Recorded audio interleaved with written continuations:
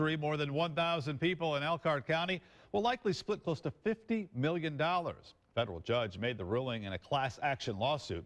The WSBT 22's James Fillmore is at the Update Center. And James, the case was against VIM Recycling.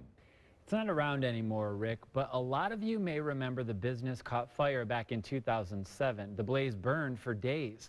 New at 11, people who live nearby say that was just one of the hazards the company caused over the years.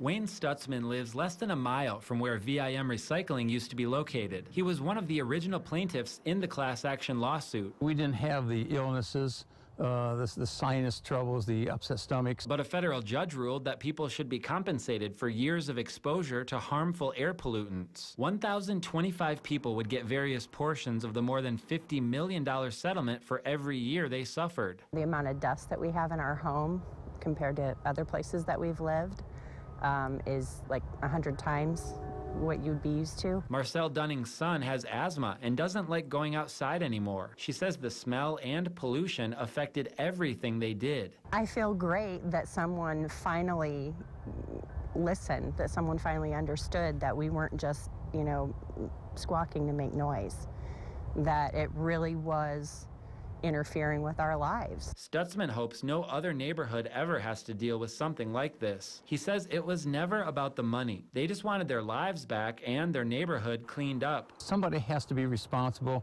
and for the actions that were taken. And this is one way to make the guilty people responsible and take responsibility for the actions that they've done. The Hoosier Environmental Council represented the members of the class action lawsuit pro bono for several years, but the judge ordered that they be reimbursed with some of the settlement money. And Rick, the current business Soil Solutions will have to vacate the property within 5 years. Stutzman says until that happens, they'll always be worried about another fire. James, thank you.